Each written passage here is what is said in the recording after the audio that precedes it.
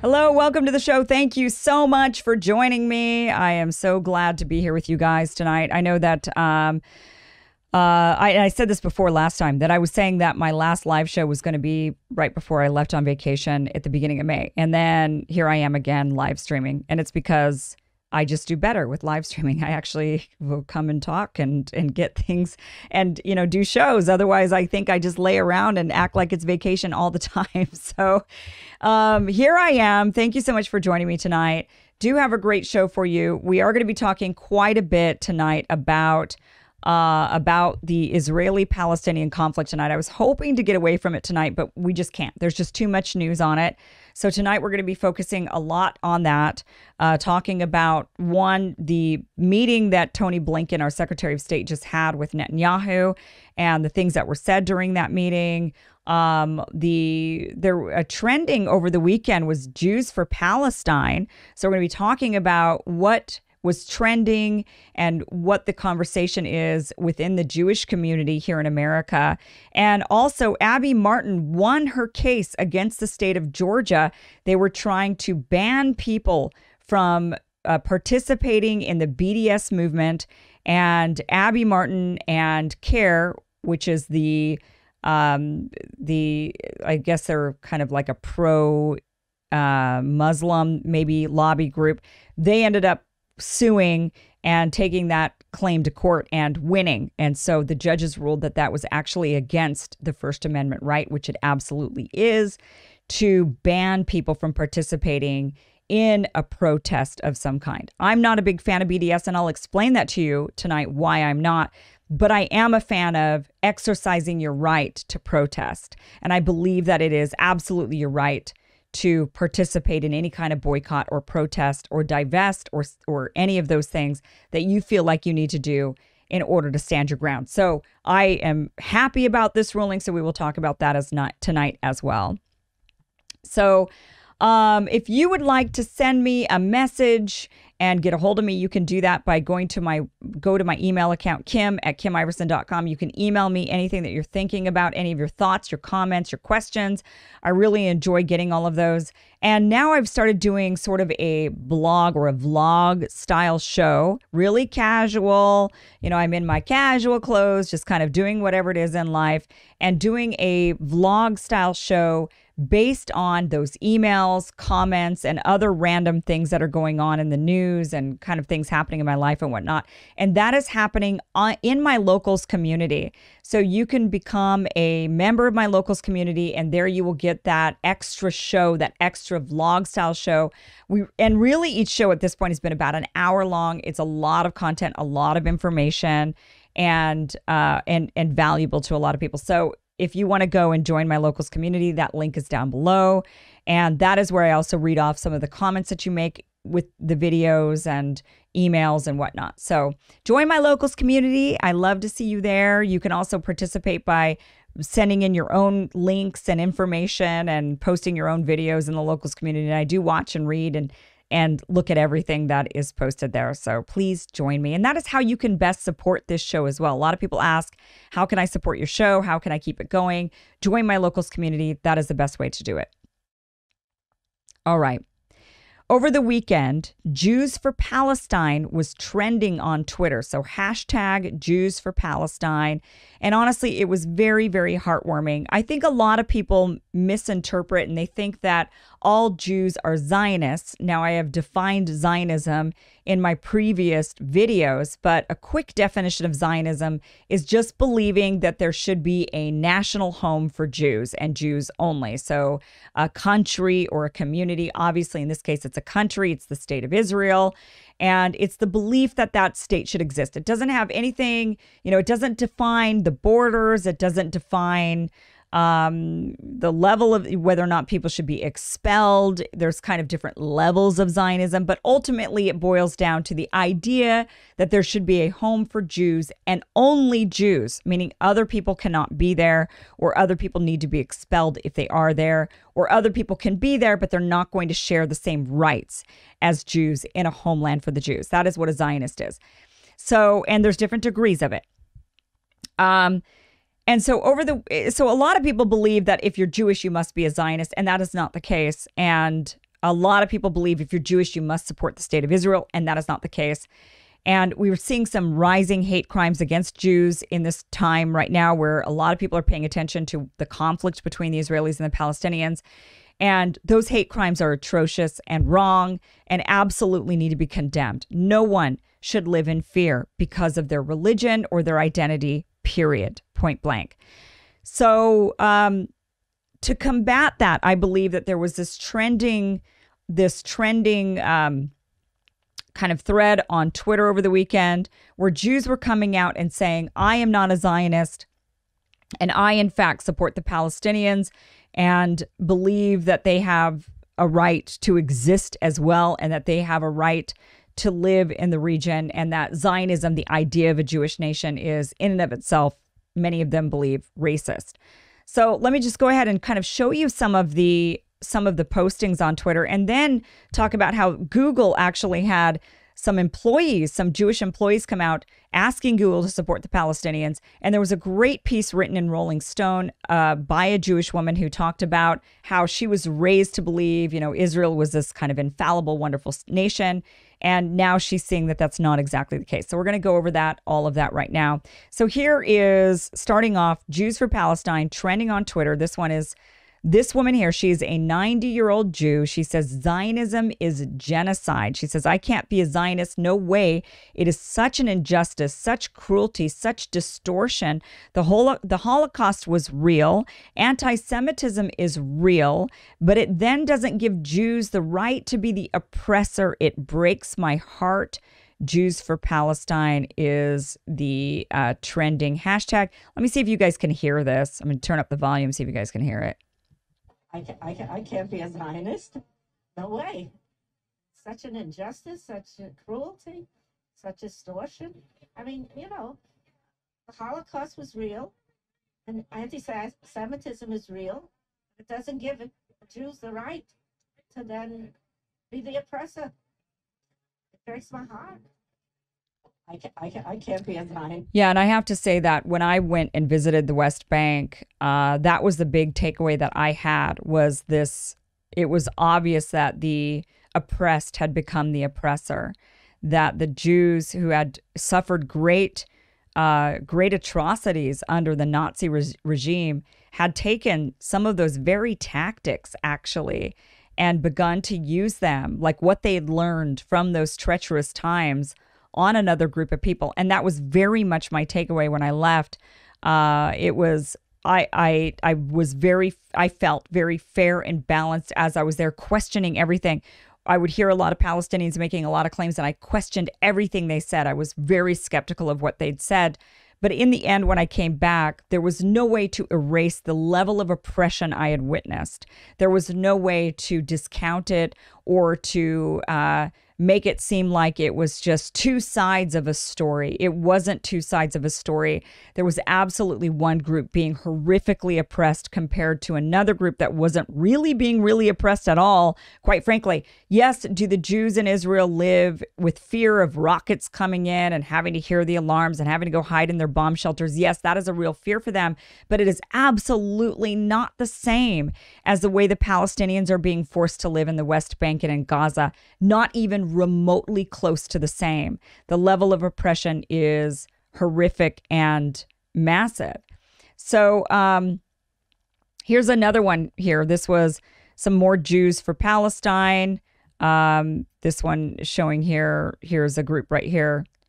End Israeli apartheid now, free Palestine. Jews say shut down AIPAC. Jews against AIPAC. AIPAC supports Israeli war crimes, free Palestine. These are all Jewish people holding these signs. So that was another Jews for Palestine trending. Here's another one. These are obviously very ultra-Orthodox Jews in Israel. They're in Jerusalem. That's where this is. In fact, you can see in this picture, this is Al-Aqsa Mosque right here. You see this. This is not the mosque, the one with the gold dome. Everybody kind of thinks that's the mosque. That's not the mosque. The mosque is actually next to it. This is temple. This is a building that they built over Dome of the Rock. It's the Dome of the Rock.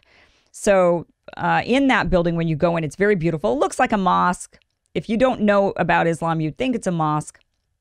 But then you go down in a cave and it's all rock. And that is where historically, the stories are that Abraham was asked to sacrifice one of his oldest son. And if you're Jewish, you believe that son was Isaac. And if you're Muslim, you believe that son was Ishmael. And that is where the two religions divide. And actually, I got into it a little bit with somebody over the weekend on social media. They were saying that, they made, I guess the misunderstanding about the religions is, there's a lot of misunderstanding about the religions.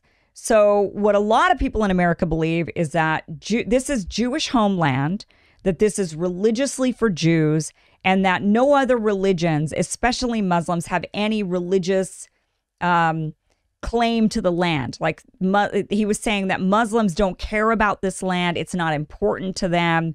And so why do they care about it? They're just there trying to take it from these Jews. And this is an important land for them. And that's not true at all. In fact, this land is important to all three Abrahamic religions, that is Islam, Christianity, and Judaism. And a lot of people don't know about religion, so I'm just going to kind of give you an overview a little bit before we move on and kind of show you more of these posts that were trending on social media.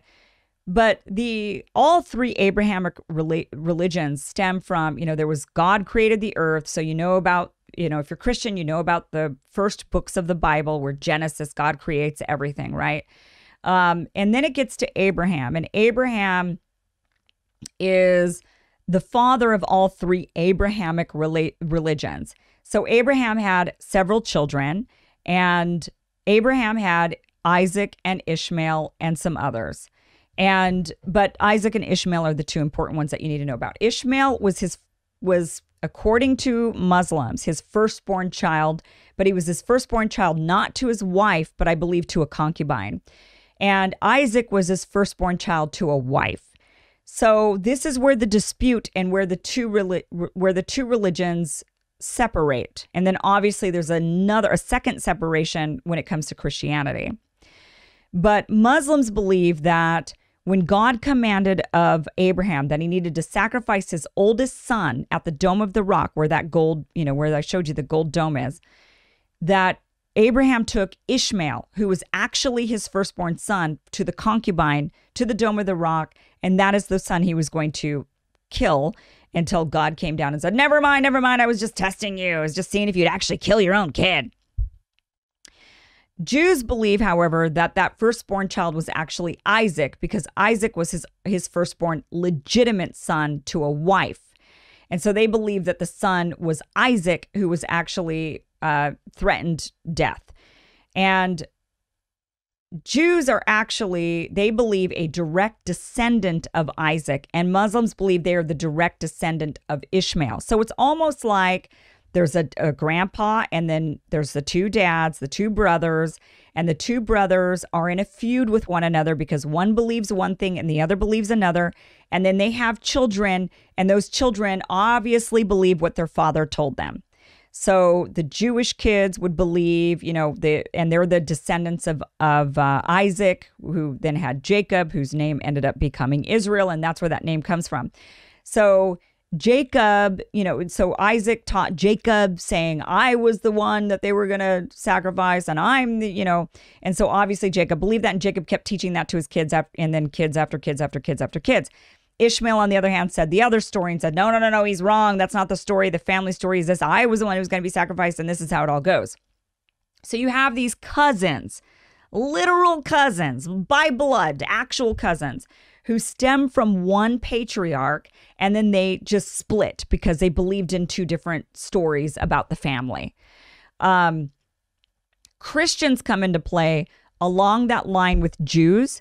So they're the descendants of Isaac and Jacob and are in that line. But there was a group of Jews who said, we believe Jesus is the Christ.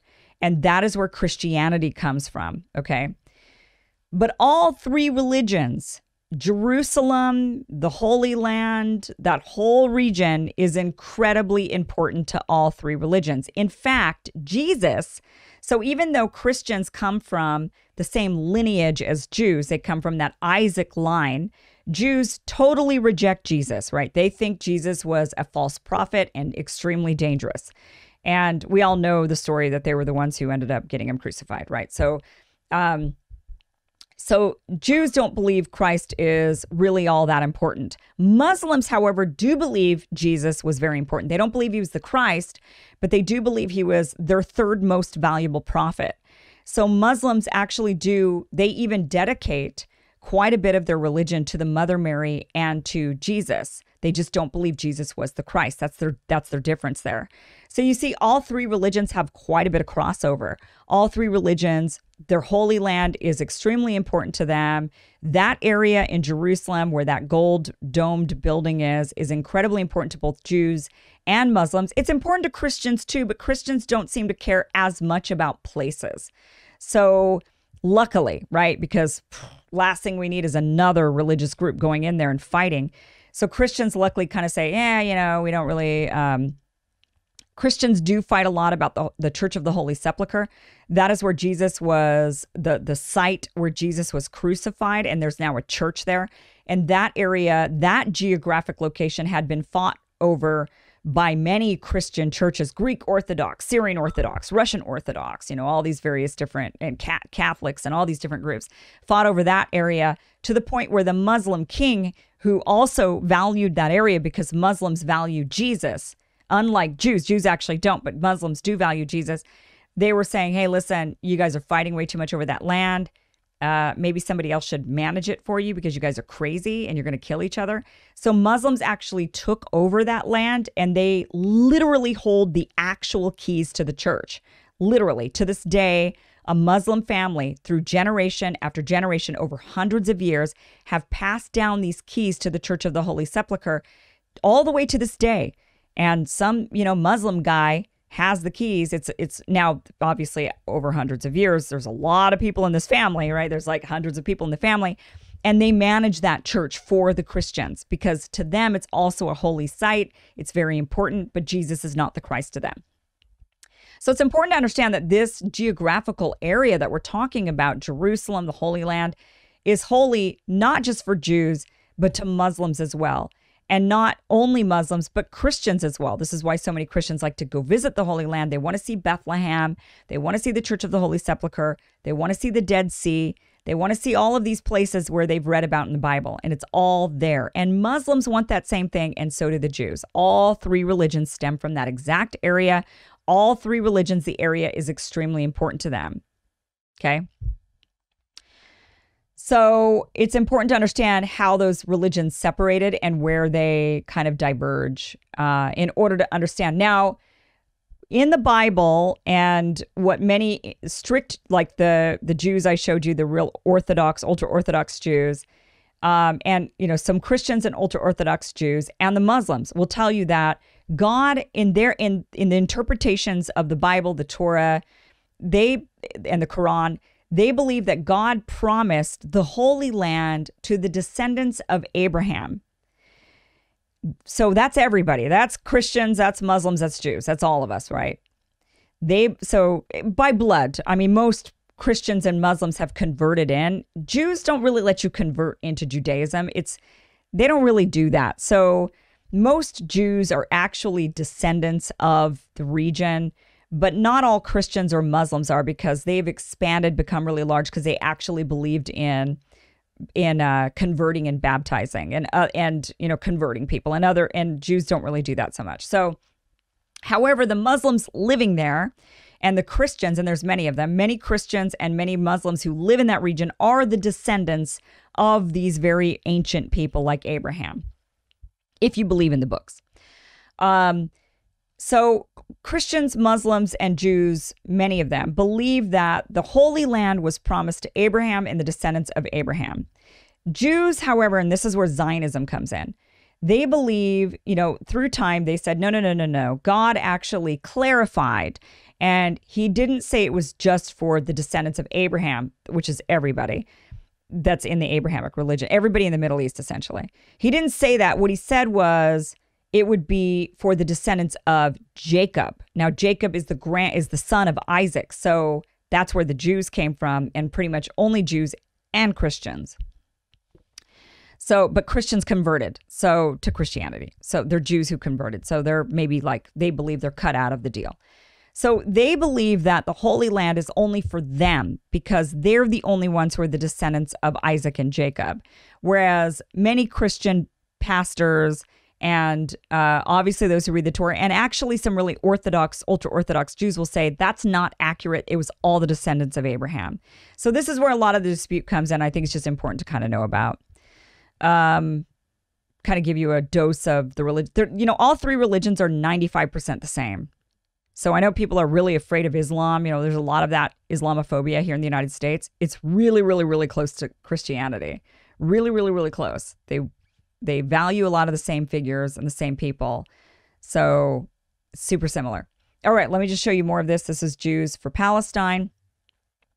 Right here, these were from more people holding their signs. My grandpa didn't survive Auschwitz to bomb Gaza. This Jew says, where there is oppression, may there thrive resistance. Free Palestine. Jews say, stop funding ethnic cleansing in Palestine. Resistance or complicity, there is no neutral stance on genocide.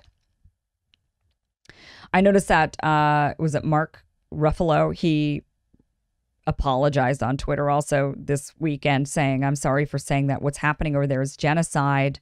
I should have known better. It's like a bad thing to say or whatever. It's not genocide what's happening there. But actually, technically under the definition of what genocide is, a lot of us, we think of genocide, we think of rounding people up and massacring them. But genocide can also just be ethnic cleansing in other forms. And I don't think there's really any dispute that what is happening over there is absolutely ethnic cleansing because that's the stated goal.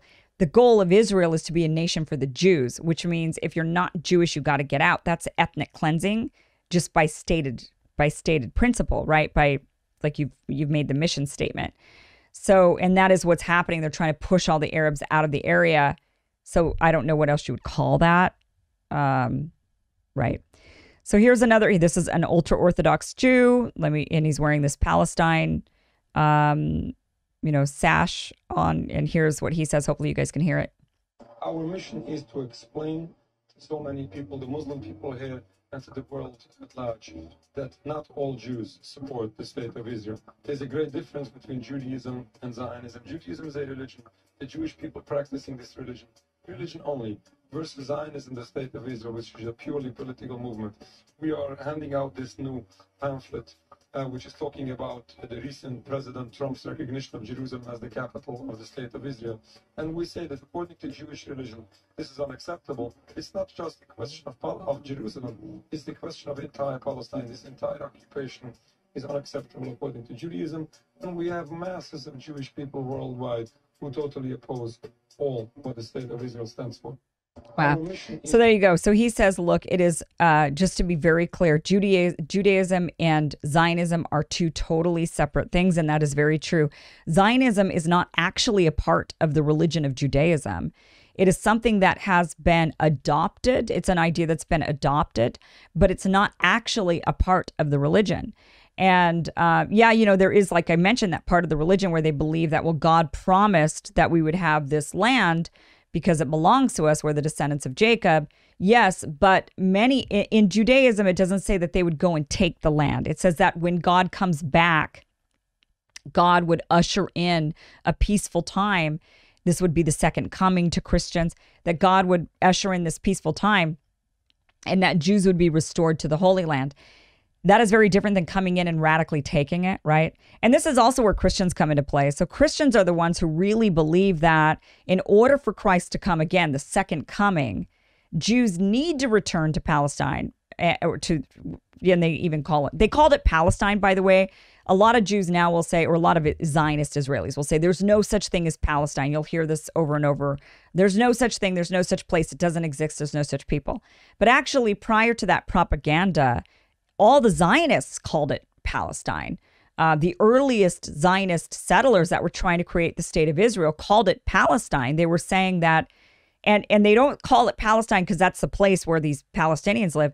They call it Palestine because that's actually the biblical term, the biblical name. It's the Philistine for the region. And that is the holy name for the region that even they believe is the name of the land. So there's like this new kind of thing where they say, oh, there's no such thing, that there's no such place. But that's not historically or even biblically or holy book accurate in any way, shape, or form. But it is important to understand that Judaism and Zionism are not the same thing, and they are separate. And there's different degrees of Zionism, and there's obviously different degrees of believing in Judaism, right? Some Jews are totally like atheists. They're just Jewish in ethnicity, but they don't really believe in any of it. And other Jews are like this guy, like really, really, really, extremely devout, right?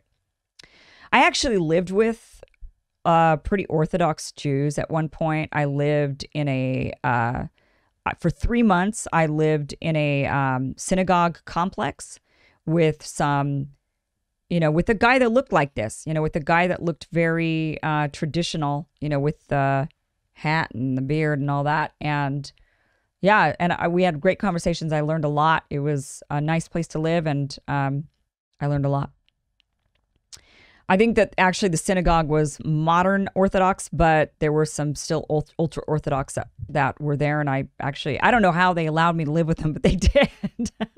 But I was the one that had to turn the lights on and off on Saturdays. They weren't allowed on Saturdays to, they could only take so many steps because they were ultra Orthodox. They'd only take so many steps. They couldn't turn the lights on and off. And so I was the person designated heathen, the shiksa, right? That was there to turn, to commit the sin. So I could go to hell. It was totally fine. I'm going to hell anyway. So they were like, yeah, so she could turn the lights on and off and do all the dirty work that we're not allowed to do. So here is another Jews Against Zionism is this hashtag. And this is, here these are the ultra-Orthodox saying free Palestine. The Zionist state does not represent the Jews and Judaism. It's really important to emphasize this. Here's the free Palestine. These guys look at those awesome hats. I saw these guys all over Israel when I was there, and it was really, really cool, to see this. But these are the guys that they're not at all for the state. Even if they live there, there's a lot of them that are in Israel, but they're really against the whole notion. They just live there, but they're against the idea of it. And Judaism rejects Zionism. They also don't serve. They get an exemption. They don't serve in the IDF. Although there are political pressures to try to change that on them, to force them into serving in the IDF, and they don't want to. They don't believe in the whole state of Israel, and so they don't want to serve in the military for Israel. Let me also show you this. This is from Google employees. Google employees demand Palestine support in a letter to the CEO. This didn't get a lot of press, but it says here that on Tuesday, a group of 250 concerned Jewish and allied Googlers released a signed letter penned to CEO Sundar Pichai demanding the tech behemoth provide relief to Palestinians suffering from the ongoing humanitarian crisis that have erupted during the violent conflict between Israel and Hamas. So they said here that they wanted the statement not only acknowledges the violence, but includes a direct recognition of the harm done to Palestinians by Israeli military and gang violence. Both Israelis and Palestinians are hurting right now, but ignoring the destructive and deadly attacks faced by Palestinians erases our Palestinian coworkers. So I thought that was really interesting that these tech workers, which, by the way, they've been really kind of growing more and more outspoken over the years because, they see these military government contracts that Google gets and they say, oh, hell no, you're not going to use our brains and our science in order to make bombs to kill people. We're not standing for that.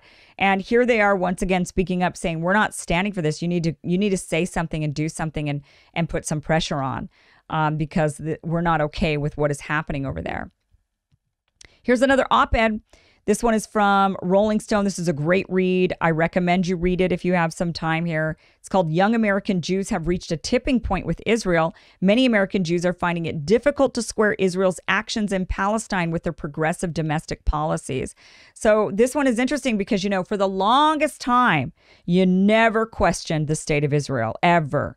It was considered it still is by a lot of people, but the idea of questioning is becoming more and more prevalent.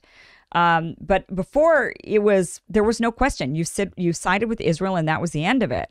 And if you're Jewish and you're American, you're especially taught you love Israel, Israel's amazing, and that's the way it is.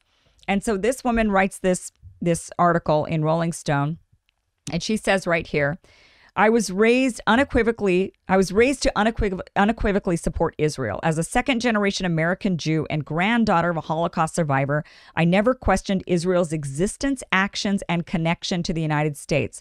Not because debate wasn't encouraged in my house, but because I never even thought to ask. It's never even thought to ask. She says, I was surprised and humbled by the overwhelmingly affirmative response with fellow American Jews publicly and privately agreeing they're no longer able to accept the party line on Israel-U.S. relations. They've been grappling with the version of Israel presented on trips organized by groups like Birthright versus what they've seen unfold on the ground, how to square their love for their people and history with their commitment to racial and social justice, and how Israel's actions in Palestine seem to fly in the face of Tikkun Olam, the Jewish principle of improving the world through action. So interesting, there's an organization called Birthright. So if you're Jewish and you're born anywhere in the world, they'll pay for you to go on a trip called Birthright to the state of Israel, where they will show you the land and say, this all belongs to you by your birthright. And they essentially tell you all of these Arabs who live here, it's not their birthright. They don't belong here. They need to go. You need to come over here. You need to be here. They need to go.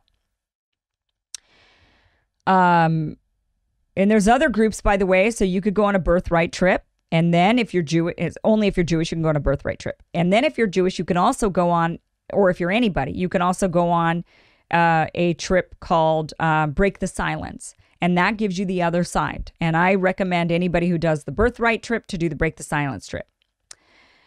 Says here, so Jeremy Slevin, he works with Ilhan Omar. And on a Twitter thread, he's Jewish. And on a Twitter thread, he said, in truth, Israel is a state like many others, founded on the displacement of others.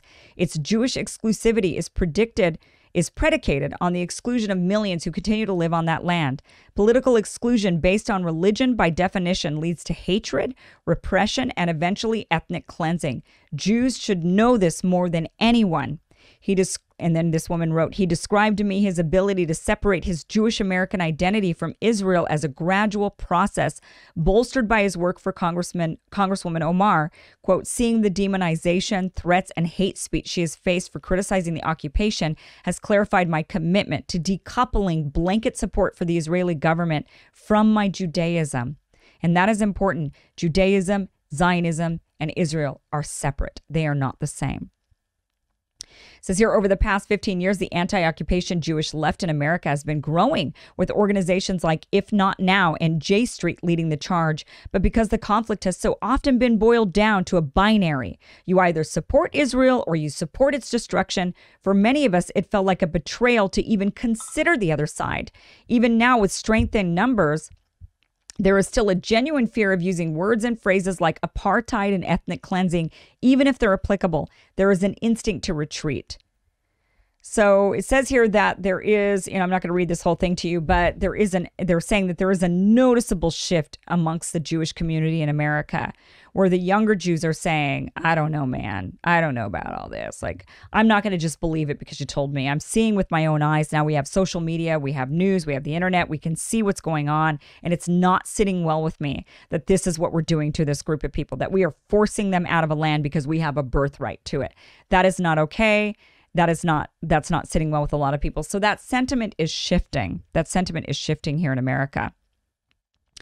And this one right here, I thought this was really great. They said, a theme that is relatively new is that it's simple.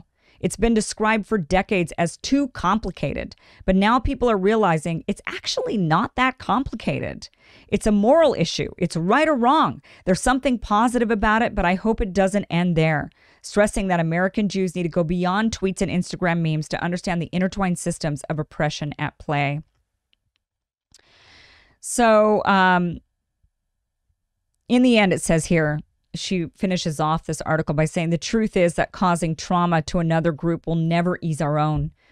Killing more than 200 Palestinians in 2 weeks won't bring back our ancestors who perished in the Holocaust, and it certainly won't bring us closer to a lasting peace. Until we recognize that no one is safe, until we're all safe, the cycle of oppression will play on. And it's very, very true. this cycle of oppression will continue as people are suffering. As they suffer, they become angry, and then it just becomes a cyclical problem. So we are seeing the shift in the narrative. We are seeing people question. We're seeing Republicans on the right who've always traditionally been very pro-Israel and support them no matter what, mostly because of their Christian identity. Because Republicans are less and less Christian these days, they're even questioning the whole idea. Christians have been so gung-ho about Israel and the Jews returning because they want the second coming. So they're like literally marching Jews off to their death. They're like, go to Israel, go back, go to Jerusalem, take it over so that the battle of Armageddon can happen, where you die. And then Jesus Christ can come again and usher in the second coming. I mean, that's such a sick and twisted thing, but it's that has been the view of a lot of Christians. Well, a lot fewer people are Christian these days. So a lot fewer people are caring about that or believing in it. And that is what we're seeing, that we are seeing the narrative shift. We are seeing that narrative shift quite a bit. So, in the end, I do think it's extremely important to understand that there is absolutely a separation between Judaism and Israel, and Jews and Israel, and Zionism and Jews. They are not all one and the same. And it's extremely important to understand that, because the definition of being a racist is to look at someone and find out what they are, right? You find out, oh, you're a Jew, so you must be a Zionist who's pro-Israel.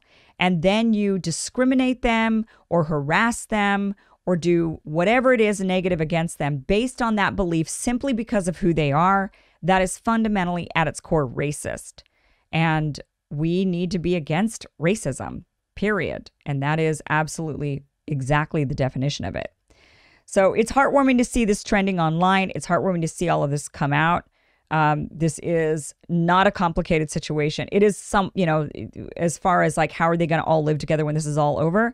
That is a bit more complicated, but the oppression needs to end.